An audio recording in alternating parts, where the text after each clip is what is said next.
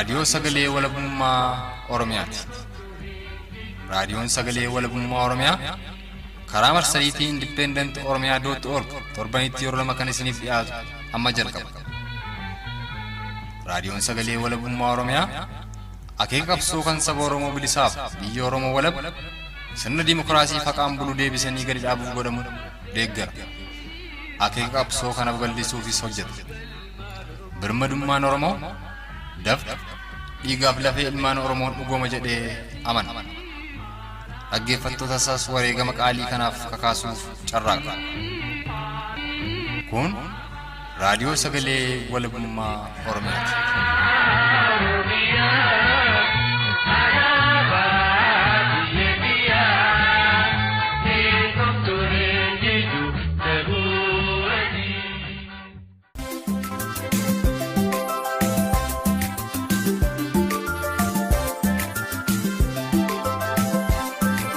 Har'a guyyaan Kamisa Hagayya 24 barri 2017 dhaggeeffattoota keenya kabajamoo akkuma yeroo hundaa qophii keenya har'aa qindeeffannee dhiyaannee jirra.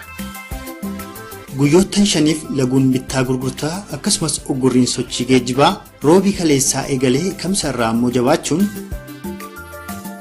lolli weerara daangaa Kamisa irraa weerartoota Sumaalee liyyuu poolisiin Oromoota godina Harargee ba'aa Hanaa Cinaaksen irratti baname injifannoo ilmaan Oromoon goolabamuu kajedhan hangafoota oduu keenya irraati. Oduu dabalatee qophiin addaa fi dhaamsi raadiyoo sagalee walabummaa Oromiyaa qaama sagantaa keenya har'aati. Nagaa sin daganne bakkuma irraa nu caqasaa jirtan maratti nageenyi keenya isinaa dhaqqabu. Isin keessummeessuun kan isin faana turtu ani Hawwii Gadaati. Amma kallattumaan bal'ina oduu har'aatti ceena. Hanga xumuraatti nu waliin tura.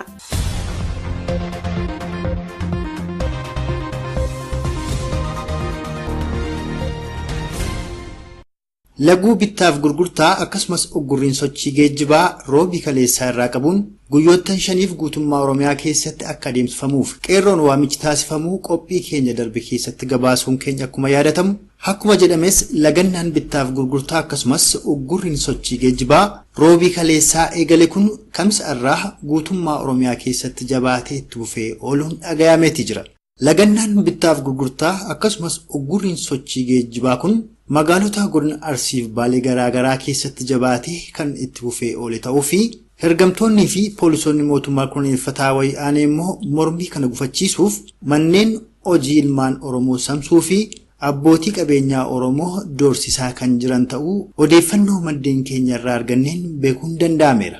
Abbootii qabeenyaa akeekkachiisa qeerroora tarkaanfatuun mana hojii bananii fi konkolaataa uggurrii sochii geejjibaa cabsuun guyyoottan lamaan darban kana magaalota Oromiyaa garaagaraa keessa sossa'uuf yaalii taasisan irratti ammoo tarkaanfiin qeerroon fudhatamaa turuun walqabatees magaalota godina Harargee ba'aaf lixaa keessattis konkolaattota tumaa qeerroo cabsuun sossa'uuf carraaqan irratti qeerroon tarkaanfii fudhataa kan jiru ta'uu fi haala sochii guyyoottan lamaan kana godina Harargee ba'aa fi lixaa keessatti ta'aa jiru kan nutti hime qeerroo achirraa odeeffannoo raadiyoo sagalee walabummaa Oromiyaaf kenne tokko Hawwii Gadaa dabalata qabdi.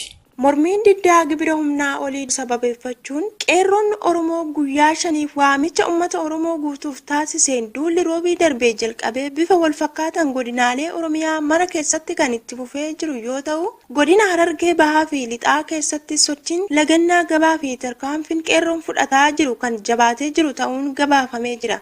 Godina Harargee bahaa magaalaa Baabbilee dabalatee magaalota biroo kan akka Hammaaressaa, Awwadaay naannoo ganda Waleemboo fi Boojitti akkasuma naannoo Hararii aanaa Dirree Xiyyaarattis konkolaattota jimaa fe'anii imalan irratti qeerroon haleellaa cimaa fudhachuu kan nutti hime. Dhuma irrattis qeerroon biyyaa akkuma ofiif wal hoogganaa jiru ammallee harka wal qabachuun walabummaa biyyaa fi bilisummaa sabaas hanga mirkaneessu of eeggannoo barbaachisaa godhaa qabsoo akka itti fufuu qaban kan dhaammate dargaggoo godina Harargee ba'aa irraa odeeffannoo nuuf laate kun akkanatti dubbii isaa aansa. Wagannaa mata bakka kana booddeetu konkolaataan wagannaa kana keessatti deemandeetti seerota tarkaanfii garaagaraa fudhatti jirti. Lafa hojiintu godaateetti biyya irraantina bakka adda addaatti tarkaanfii fudhatamee jira. Masiinaa konkolaataa adda addaatti akkasumas karaa Baabbileetti konkolaataa baay'ee fudhatee ashii fi jimaa fituu jibaattiin yaa jiretti tarkaanfii toora fudhateen daaraa boronii jiran daawwitii isaa jechuudha. Guutumaa guutuu namni manaa gatuu hinjiru lagannaa irra jira. Isaanis bakka jiran jechuudha mootummaan biyya bulchiinsa kun jechuudha. Asirratti waan beekamu qabu tokkotu jira. Qeerroon biyya keessatti rigiisiisuu hoogganaa koordineetor gaggeessan irra jira. Namni biraa kan dubbanaa jiru jiru. Dhimmaa wal hoogganaa jirtu qeerroon. Biyyoonni guddaa wallaggeeffatanii kophaadhaan seera kanarratti of eeggannaa baay'ee barbaachisaa gamtuu fi haanis gadi baafatanii sirriitti tokkummaadhaan miti iddoo gargari faca'anii sochoo barbaachisaa sirra laaluu dandeenye walii birmatanii bakka takkaa haanii qabsaa walii oolmaan.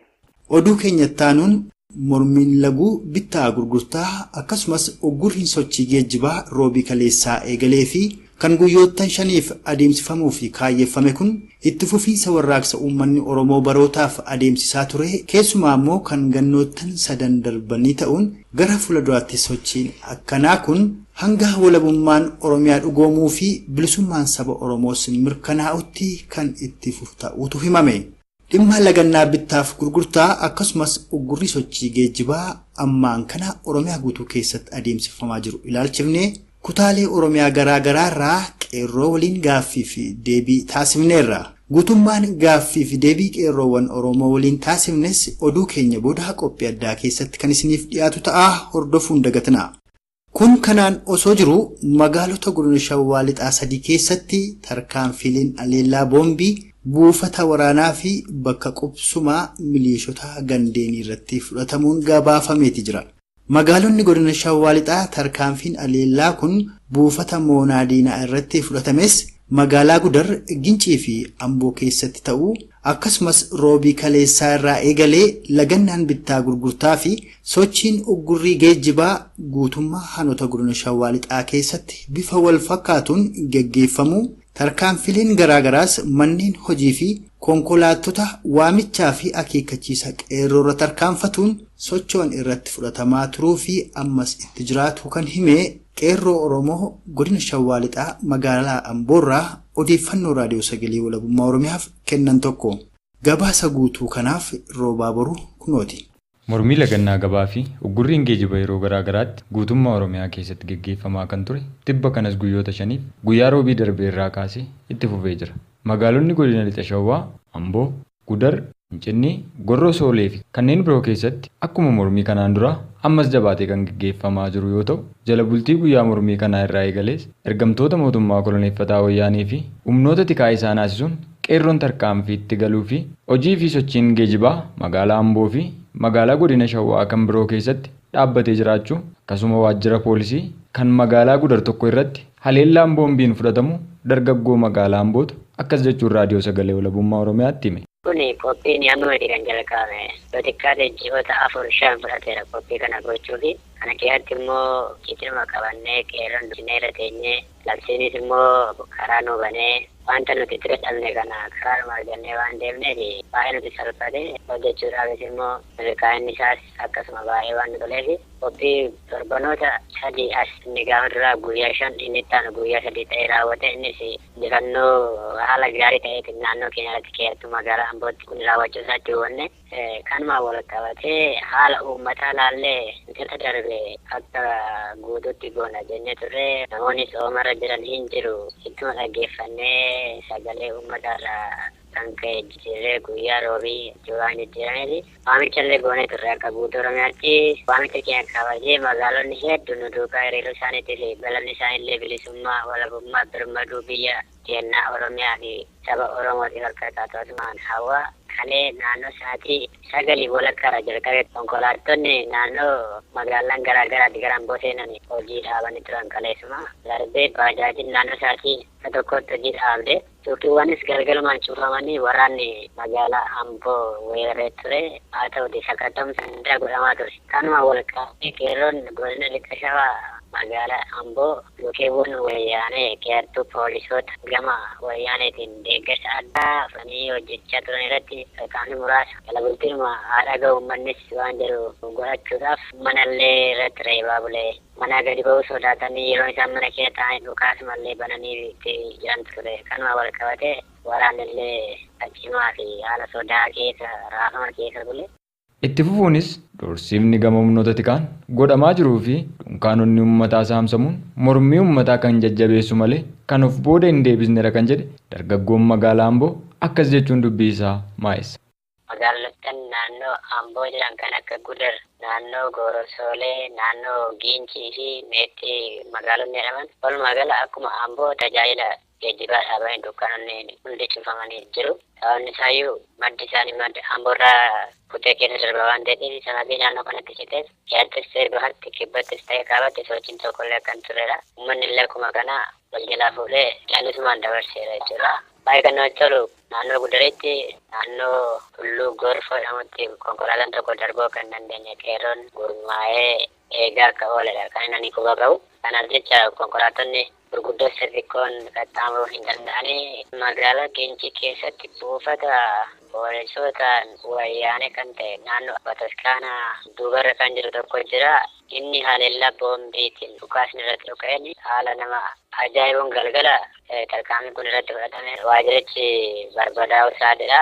Isaan keessaa lubbuudhaan illee humti homaa hin taane kana qofa naannoo Gudar irrattis wanti kun ta'ee ture galgaluma akkuma Ambootti qeerroon jala bultiidhaaf sochii kana gochaa ture magaalaan sadan irratti yoo ta'aa ture har'a immoo isaa 12 kaasee wanti daandii qaxxaamuru hin turre inumaa iyyuu haala sodaatanii wanta waraanaan uwwifamee jirutti fakkaate kanuma wal qabatee wantoonni dhukeewwan mootummaa raawwatan tokko kan akka dukkaanota fi hoteelota xixiqqoo saamsuu kunillee wanta nama yaaddessuu fi wanta nama naasisuu qabu akkasumas humna waraanaatiin marfamanii dukkaana nama saamsuun isaanii gatiillee hin qabu uummanni illee kanaaf tola hin jedhu kana gochuun isaanii miidhaa kanatti fakkaate garuu uummata walitti jabeessuudha duruu uummanni kana akka jiru harkaa baheera kuni waanuma xiqqaadha biraa darbaa.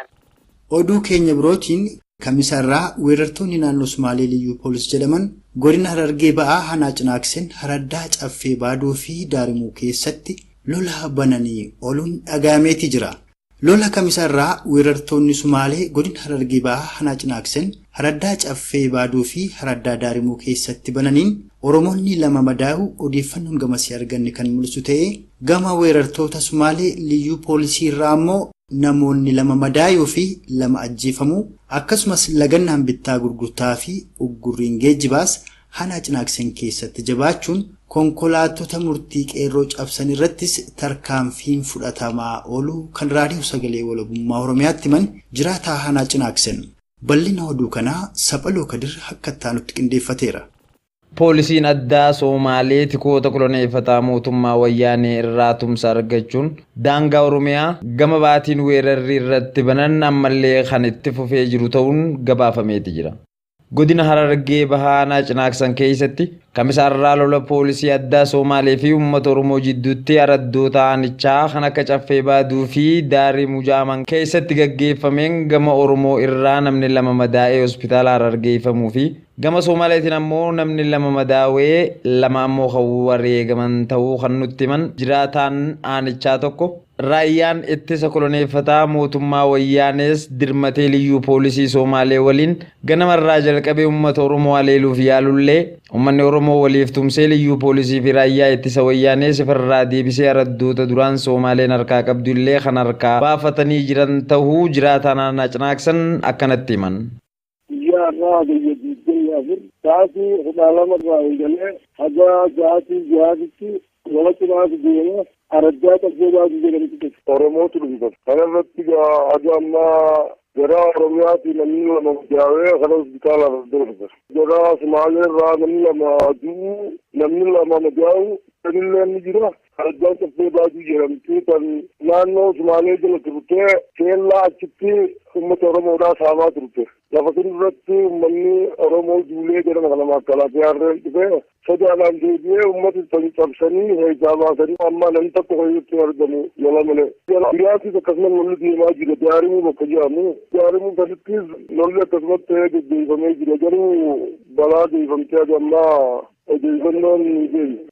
Kun kanaan osoo jiruu aanuma Cinaaksen keessatti duulli lagannaa gabaas cimee kan itti fufe ta'uu madditti Qeerroon aanichaa daandii konkolaataa cufuun kamisaarraa mudhii daawwee bakka jaamutti konkolaataa jimaa fe'ee gara Jijjigaa deemu tokko irratti tarkaanfii fudhataniin kan daareessan ta'uu guyyoota lamaan kana lagannaan gabaa magaalaa Cinaaksan keessatti haalawwan kan gaggeeffamaa jiru ta'uu wal qabatee baankiin Oromiyaa kan magaalattii keessatti argamulleen hojii dhaabee jiraachuus akkanatti raadiyoo sagalee walabummaa Oromiyaatti himuun dubbii isaanii goolaban. Anyero eda kombolcharraa ka'eetiin aanaa kombolchaasirraa jaarsoodhaan makiinaan dhufnee wanni takka irratti waan jirtu odeeffannolleen kan hedduu dhabameef jira waa hedduu odeeffannoon jira ture bilbilli intarneet akka tokko godhanii niitoorkiin aanaa Cinaaksan keessa sirrii hojjetaa jiru gabaa lagannoo kanarratti amma araddaa mudhiigaanii bakka jedhamtutti jimaan bira sumaaleedhaa deemu qabamee tikkaayisii tokko caccabsanii ijoolleen walaa tarran deebifannee Qeerroon keenya walgargee yeroo ammaa jimaanii fi kuturaan gara Sumaalee deemtu akkuma jirutti hafee jira bakka adda addaatii karaan cufamee jira waan biroodhii fi aanaa Cinaaksan magaalaa Cinaaksan keessatti baankiin hojii gamtaa Oromiyaatillee jiituu dhaabdee cuftee jirti kaleessa irraa har'aaf.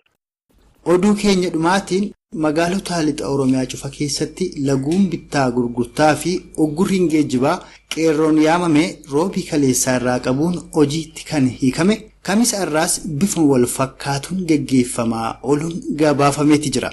Magaalota Oromiyaa kallattii lixa Oromiyaatti argaman gurguddoo kanneen akka Naqamtee, Gimbii, Dambidolloo dabalatee magaalotaa fi gandeen cufa keessatti laguun bittaa gurgurtaa akkasumas oggurriin sochii geejjibaa itti fufee jiraachuun yoo dhagahamu ergamtoonni fi poolisoonni wayyaanee immoo laguu bittaa fi gurgurtaa akkasumas oggurrii sochii geejjibaa uummanni Oromoo adeemsisaa jiru gufachiisuuf tarkaanfii ammeenyaa ilmaan Oromoo irratti kan fudhataa jiran ta'ullee mormiin uummataa guyyoottan lamaan kana walitti fufiinsaan itti fufee jiraatu kan hime qeerroo Oromoo lixa Oromiyaa irraa odeeffannoo raadiyoo sagalee walabummaa Oromiyaaf kenneedha.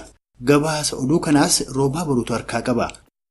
Mormiin lagannaa gabaa fi uggurri geejjiba guyyoota 5f akka guutuu Oromiyaatti guyyaa roobii irraa eegalee gaggeeffamaa jiru magaalota godina lixa Wallaggaa keessattis itti fufee jira. Haaluma kanaan magaalli Gimbii, Gullisoo, Najjoo, Begii fi Mandiin guyyaa roobii irraa qabanii lagannaa gabaa fi sochii geejjibaa guutuutti kan dhaabanii jiran yoo ta'u magaalaa warra jirruuttis guyyaa roobii darbe guyyaa gabaa waan tureef gabaan akkuma yeroo kaanitti ooluu fi qeerroonis waraqaa waamichaa facaasuun har'arraa qabanis haga dilbataatti akka mormiin itti fufuu qabu beeksisaa kan turan ta'uu dargaggoo gamasii dubbisneetu raadiyoo sagalee walabummaa Oromiyaatti hime. Wal fakkaataa dura lagannaa gabaa yookaan bitaa bilbilaa kana irraatiin dilbata dhuftutti manni duukaa ta'ee manneen daldalaa hundi akka wal faana cufaman masqaltaalee garaa yookaan fuulaan akkasumas dhaansa keessootiin hundumtuu waliif himee haala wal fakkaataatiin socho'ama magaalaa tokko keessatti fuudhaan sochiin ilaabaan mul'atanii jiru. Fakkeenyaaf godina Wallagga Lixaa keessaa Amaanataa fi magaalaa warra jiru keessatti guyyaa roobii gabaadhaa sochii adeemsa bittaa guutummaatti raawwatamaa oolu qeerroon yaada isaanii karaalee maxxansaa adda addaatiin agarsiisaa jiru. Guyyaa boorurraa kaasanii sagalee wal fakkaataa uummata keessan duukaa kan taatan murteessi irratti fudhatamu waan jedhu sodaachisoo danda'an ibsitoonni naannolitti himedha. Kanaatti deebifachuudhaaf jechuudha. Maxxansaalee bifa waraqaatiin illee ilaalamaati. Itti fufuunis daldaltoota magaalaa Mandii fi Najjoo dunkaana isaanii cufatan yoo hin bantantee qarshii 50,000 dabamtu qabeenyi keessanis mootummaaf galii ta'a jechuun waraanaan doorsisuuf yaalanis uummanni doorsisaaf gurra utuu hin laanne mormii isaa itti fufee jiraachuu himuun dubbii isaa maa'essa. Dargaggoon raadiyoo sagalee walabummaa Oromiyaaf odeeffannoo kenne kun. Magaalaa Mandii guyyaa ganama taasisee hundumtuu cufee oolennan abbatii qabeenyaa walitti yaasanii biyya kanaan bantaan taanaan qarshii 50,000 fi inni daldala keessanii qabatan jechuun sodaachisanii uummanni akka daldala isaatii kana banee bittaa gurgurtaa adeemsisuu sodaachisaa adda addaatiin guddina isaanii paatiroolii poolisii waraana irratti fe'atanii deeman yommuu sodaachisanii akka daldalaa banaadha. Kun utuu ta'ee jiru sodaa malee dhaamsi eegsoo fi fuula maxxansaa barruulee adda addaatiin akkasumas immoo murtiilee fudhataman hundaa'uutiin haala wal fakkaataatti adeemaa jedhamu. Najjoon guutummaa guututti cufaa sochiin konkolaataa cufaa ture namarraa kaasee daandiin goorii gara Mandiitti wal fakkaataa cufaa sochiin kan jiru. Garuu magaalota jiru magaalota akka Amansiin jedhaman keessatti guyyaa gabaammaa sadii sochii taasisaa jira jechuudha. Egaan dhaggeeffattoota keenya oduu keenya guyyaa irraa kan isin dhageessan xiiqii dhugaa isaatii qophiilee keenya afaan waliin turtii gaarii qabaadhaa.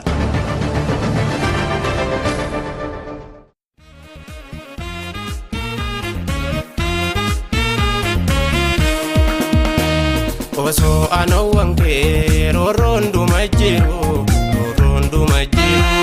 Ise mindashira nyaachuun sirran jiru nyaachuun sirran tolu Yoo ara lammiiteetiif dhabde hadooti beekisinaan guyyaa boruu si gaafatti beekisinaan guyyaa boruu si gaafatti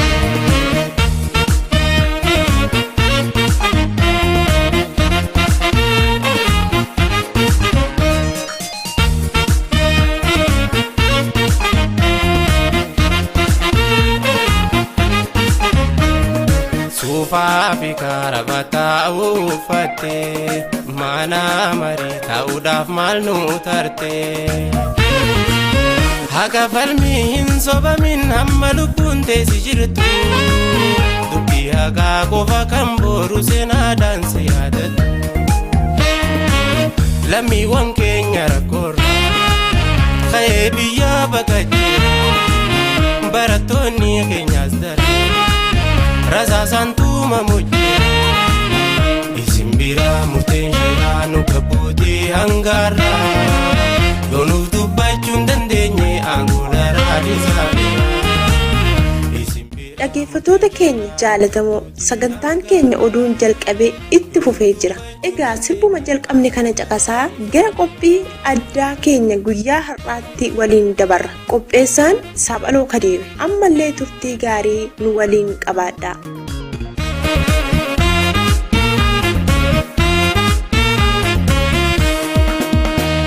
Oso anawwan kee rorondu majjiru Ise mindashira nyaachuun sirran jiru nyaachuun sirran tolu Yoo ara lammiiteetiif dhabde hadooti beekisinaan guyyaa boruu si gaafatti beekisinaan guyyaa boruu si gaafatti Shalaggii gibiraa wal hin madaallee kan mootummaa koloneeffataa wayyaaniitiin daldaltoota Oromoo irratti fe'ame sababeeffachuudhaan mormiin jalqabee ture yeroo ammaa daran cimuun gara duula lagannaa gabaatti tarkaanfachuun guutuu Oromiyaa keessatti shidamaa jiraachuun beekamaadha. Roobii dabree irraa jalqabee guyyoota 5 wal faana kan turu duula lagannaa gabaa guutuu Oromiyaatti gaggeeffamaa jiru kana ilaalchisuun Oromiyaa bakkoota garagaraatti bilbilee qeerroowwan Oromoo 3 dubbifneeti jirra. Qeerroon Oromoo lixa Oromiyaa irraa dubbifne tokko qabsoon keenya sababa lagannaa gabaa kanaan haa eegaluu malee hanga walabummaan Oromiyaa fi bilisummaan saba keenyaas mirkanaa'utti kan itti fufu ta'a jechuun yaada isaa akkanatti ibsuu jalqaba.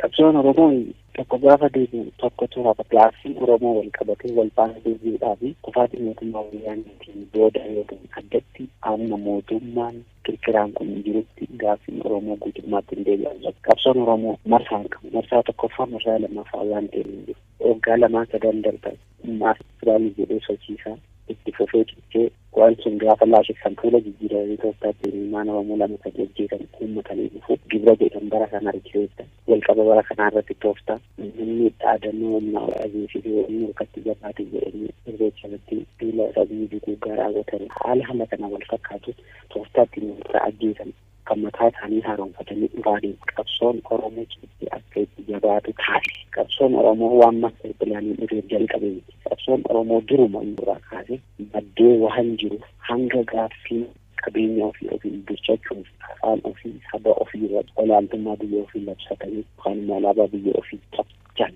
beelamutti qabsoonni itti fufamuun gabaa biyyummaa afaan aadaa saba sirna isaa deeffatee yoo jiraate qofa kana ta'uudhaaf immoo mootummaan kun yoo irraa fincilaatedha. Deebii mirga abbaa biyyummaa falmachuuti. Hawaasni qeerroon waliif dhaamsa dabarsullee haala kana fakkeenyaaf amma naatuu keessatti kallattii Booranaan kallattii Harargeeraan as godinaa lixa Wallaggaa naannoo Beenishaangulii foxxoqsanii lafa keenya gurguruutu jiru. Kuyyoon ligi abbaa biyyummaa hin qabachiifan asiitii maal godha deebii gibiraa hir'isuu yookaan immoo dabaluun deebii ta'uu Oromooti. Inni egaa qabiyyummaa birmadummaa kan ibsate jiraachuu yoo hin qabaanne tokko lamaan deebii taata. Duulli kun itti fufiinsa warraa'isota kanaan dura ilmaan Oromootiin godhamaa turanii yoo ta'u, ilmaan Oromoo mootummaa koloneeffataa wayyaanee kana buqqisuuf yeroo biraa caalaa humna isaanii cimsatanii hanga walabummaa biyyaa fi bilisummaa mataa isaaniis gonfatanii itti fufuun barbaachisaa ta'uu qeerroo Oromoo jiddugala Oromiyaa irraa dubbifne tokkootu akkanatti hima.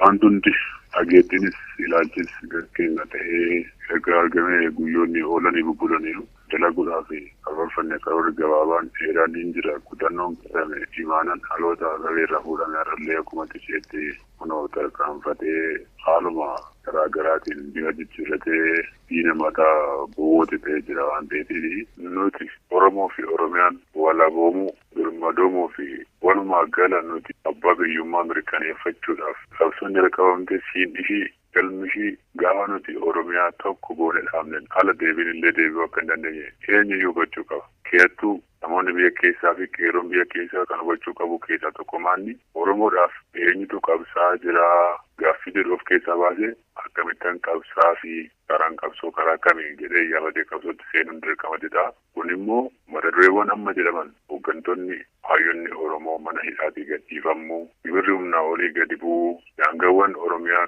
amma gara naamusaatti dhufuudhaan deebiin hin deebi'a jedhamee tasallee hin yaadamu. Kuni akka haalduree tokkootti ta'uu qabaadha yeroodhaaf. Garuu nuti galmi keenya kana osoo hin taane Oromiyaa walaboomtee Oromiyaa birmadoomtee ofiin of bulchitu hiree abbaa biyyummaa murteeffattee dhaabbattu qeerroonni biyya keessatti waliigallee jiru waan ta'eef akkuma waliigaltee keenya sana galmi keenya gaafa ofiin of bulchine abbaa biyyummaa keenya mirkaneeffanne nuyi biyyoota biroo bukkee hiriiree biyya jedhamnee naannawaa waan jedhamtullee nurra dhaabbattee ofii keenya alaabaa mataa keenya dhaabbannee kuusama sabaa kan kennatti dhufnee aadaa keenya amantii keenya hundumaa biyya keenya keessatti dagaasnee biyya keenya Oromiyaa kana ijaan aga osoo hin dubbatti hin deebi'u. Hedduu dhaloonni yeroo kana ofirra tutulchuu ofirra bubbulchuullee hin barbaachisu nagaa gonfataa kana waan ta'eef amma sirna gonfataa kana ofirraa fuunee ofii keenya hiree keenya murteeffannee deemnutti qabsoon keenya itti fufaadhaa duubatti illee. Xumura irratti qeerroon ba'aa Oromiyaa irraa dubbifne tokko akkana jechuun dhaammata. Qeerroon karaa habiraa kun gadi wanni gadi hundee jiraate tooftaa itti hojjetamee haala amma kan ikoonomiisaa kana dubbisuudhaan akka inni daandii biyya kana ifumaa bujaajii ikoonomiisaa gabbuudhaan waan itti dubbisuu qabu tooftaa kamma daggabamee kanaan haala qeerroon geezan deemishee abdii jedhama gabaabummoo haala irraa hiikkachuu qabu akkuma jaarraa dorgaban waan ta'uun fidannaa dadhabnummaa injiinarraa hiikkachuu qabu. Hanga walabummaan ilmaan Oromoo mirkanaa'uu keessummaa walabummaa gonfatanii Oromiyaan bilisoomsutti qabsoon gubbaan biyyattii miti haala kanarra fooyya'aa ta'e jabaatee hanga guyyaa Oromiyaa walabummaatti yookiin immoo bilisummaa gonfatu.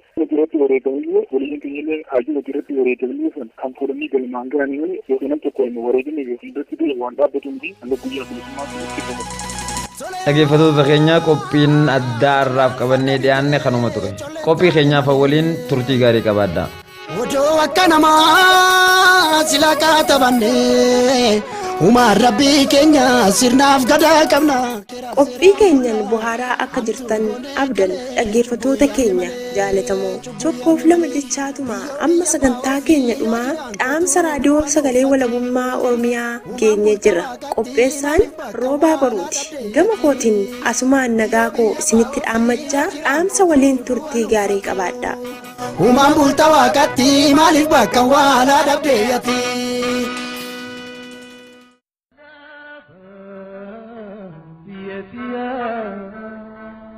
Namni tokko deemsa tokko jalqabuu isaan dura eessatti akka deemu dursee akeekkata.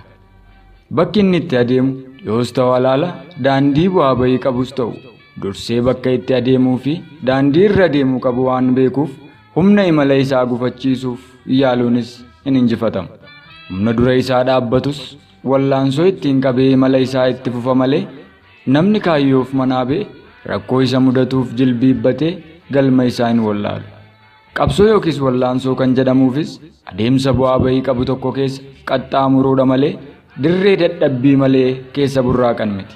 Egaa akka sabaatti Oromoonis wallaansoo mootota koloneeffatoo Habashaan qabuu kan inni eegale kaayyoo tokkicha walabummaa biyya isaa ittiin mirkaneeffatuu fi bilisummaa mataa isaa ittiin dhugoonfatuuf eegale ta'uu seenaa qabsichaatu ragaadha. Kaayyoo fi dheebuun uummataa kanaa ta'uyyuu malee adeemsa keessa qabsoo sabni Oromoo geggeessuu jala da'achuun kan dhalatan ilaalchota namoota dhuunfaa fi kan garee qabsoo ganamaa kan sabichi itti lafaa ka'e moggaatti darbuun of ijaaran muraasa kaasnee haa ilaallu. Murni qabsoo jalqabatti kaasu murna kaayyoo saba isaa kana addaan hin baafatin kaayyoo walaallammii qabatee socho'uudha. Kunis fedhii fi kaayyoo sabni Oromoo erga koloneeffatamee galeetti qabsaa'aa tureef utuu addaan hin baafatin erga qabsaa'ee fi booda fedhii uummata Oromoo gaafachuuf murna of qopheessee taa'udha.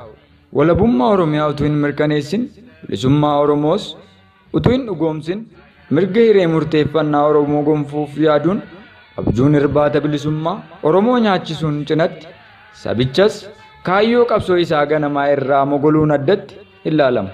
Murni inni lammataa murna Empaayer Itoophiyaa afaan qawween ijaaramte dimokiraatessuuf yaaludha. Gareen kun garee tooftaa mootummaa Empaayer Itoophiyaa bitee bulchaa jiru irra bilchina qabuutti of beekuu fi fedhii biyyoota dhiyaa giddugaleessa godhatee socho'udha. Dhugaa dubbachuuf baroota isaanan kana keessa biyya lafaa kana keessaa Empaayerri abbaa irreen bulan kan dimokiraata'an hin jiran. Gareen fedhii saba isaa moggaansee milkaa'es hin mul'atu. Murni sadeessoon murna garee walitti heeraman lamaan keessaa dhalatee fi kaayyoo ifaa fi dhaabbataa kan hin qabne sochii uummataa fi haala yeroon uumaman faana kan jijjiiramu ta'uu isaati. Qabsoo hidhannootti amanaa ulaagaa qabsoon hidhannoo qabaachuu qabu tokkollee kan hin qabne hanqina garee walitti heeramanii qofa imaammata godhachuun qaawwaa argatetti fayyadamuuf kan yaalu garee gosa amantii fi naannoon of ijaaruuf dhawwaaqudha. Gareen kun garee Oromoof qabsaan kan biroo waliinis ta'u Habashoota Empaayer Itoophiyaa dulloomaa duraan ture deebisuuf socho'an waliinis haa ta'uuti yoo hiree argate Oromoos Empaayer Itoophiyaa keessatti dhuuf kan of booda hin deebine ta'uu sochii isaa ammaan duraatu ragaadha. Murni afuraffaan murna garee walitti heeraman hin deeggarres hin morminedhas. Fedhii fi kaayyoo uummataa guuggate kan faayidaa dhuunfaa fi dippiloomaatota leellisudha. Qabsoo uummataa caalaas dippiloomaasiitti of hirkisa. Qabsoo uummanni Oromoo godhus akka inni haalaan jabaatu hin fedhu. Qabsoo irraa dhaabbachuu uummata Oromoos hin eeyyamu. Qabsoo uummanni Oromoo godhuun dhiibbaa mootummaa koloneeffataa wayyaanee irratti gochuun haaromsi akka godhamuuf yaalu akkasuma qabsoo uummatichaan jijjiiramni kan dhufu yoo ta'eef ammoo hiree argamutti dhimma ba'uun aangootti dhufuuf of qopheessee jiru waan fakkaatudha murni kun. Egaa dimshaashumatti murnoonni maqaa Oromoo moggaafatanii qabsoofna jedhan kunneen kaayyoo ganamaa kan qabsoo uummata Oromoo keessaas ba'anii jiraachuuf dhiigaa fi lubbuu ilmaan Oromoo gatii dhabsiisuu fi kaayyoo ummatichaatti dugdaggatanii jiraachuun ragaadha.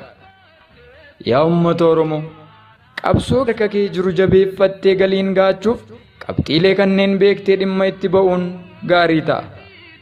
Abbaan qabsoo mataa kee ta'uu fi dirreen itti qabsaa'anis qe'ee kee ta'uu beektee qaamaan halaala kan jiru miidhamni keessi caalaa isatti dhagaamee furmaata inni sii fiduu danda'u akka hin jirre hubadhu. Eebuu fi kaayyoon kee maal akka ta'e utuu addaan hin baafatin maqaa kee qofa moggaafatee qabsaa'uunii fi bor hiree kee situ murteeffata jechuun murni of ijaare akkuma baroota darbanii qabsoo kee dhiigaa fi lubbuu danuu itti dhabde hiree kee ormaan akkasii murtaa'uuf dabarsee kenne har'as sanumaaf si sossobaa jiraachuu isaa beekkadhu. Empaayera olaantummaa Habashootaa qofaan ijaaramtee fi har'as akkuma sanatti jirtu dimokiraatessa jedhus eebuu fi kaayyoo qabsoo kee kan walabummaa biyya kee fi bilisummaa mataa kee moggaatti darbee murni of ijaares furmaata inni sii fiduu danda'u kan hin jirre ta'uu dhugeeffadhu. Rakkoof dantaa dhuunfaa ofiif aangoo wal harkatti qabuun kanneen bakka dhibbatti wal hiran as deebi'anii sababa amantii gosaa fi naannummaatiin qabsoo kee irraa wal afaan si deebisuuf kan ololan ta'uu beektee garee qabsoo ololaa geggeessu kanaaf gurra utuu hin laanne warraaqsa kee daran fineensi. Walabummaa fi bilisummaan xayyaaraan fe'ame biyya alaatiif akka meeshaatti kan siif dhufu waan hin taaneef qabsoon kaayyoo kee dhugoomsuu fi hayyoon dhugaan siif quuqamu hayyoo ati of keessaa filatte qofa ta'uu dhugeeffadhu. Qeerroo fi qarreen, jaarsaa fi jaartiin, hojjetaa fi daldalaan, qote bulaa fi barataan bakka jirtutti walitti siquun wal mari'adhu, wal ijaaruun hidhadhu wal hidhachiis, jaarmiyaa jabaa fi goota dhugaa Oromoo fi Oromummaaf lolee aarsaa lubbuu laatu horachuun walabummaa biyya kee fi bilisummaa mataa kee mirkaneeffadhu kan jedhu dhaamsa raadiyoo sagalee walabummaa Oromiyaa kan guyyaa har'aati. Oromiyaan ni walaboomti, Oromoon ni bilisooma. Raadiyoo sagalee walabummaa Oromiyaa.